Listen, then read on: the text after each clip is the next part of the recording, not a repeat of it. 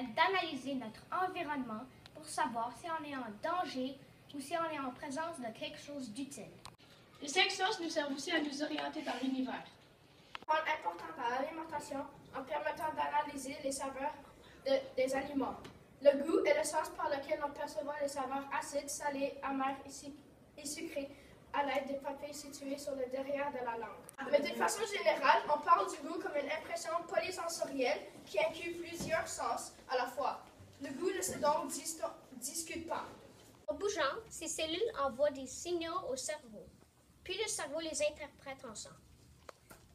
Nos os amplifient les vibrations et les transmettent à la cochlée. Sous l'effet des vibrations, les fluides à l'intérieur de la cochlée se mettent à bouger.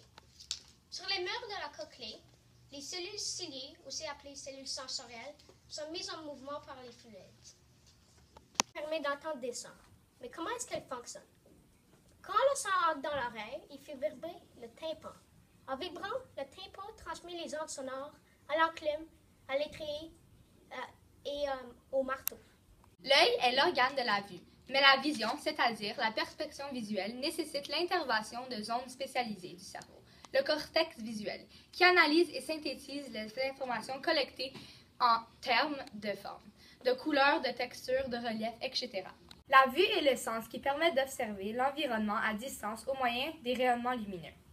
On va vous présenter notre expérience des cinq sens, plus spécifiquement le goût.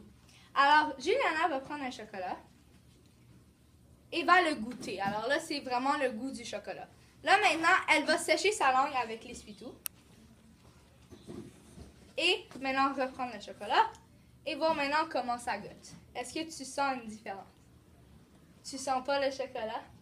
Non. Alors, là, si tu peux pas sentir le goût de quelque chose sans ta salive.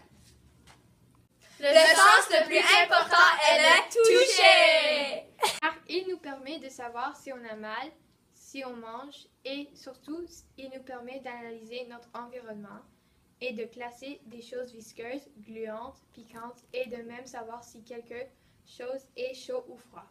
L'odorat! Tout d'abord, l'odeur doit rentrer dans la cavité nasale, la zone sensitive aux odeurs.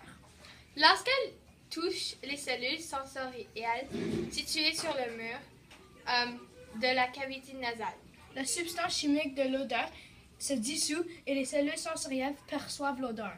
Ces cellules en transmettent les signaux au cerveau qui les déchiffrent.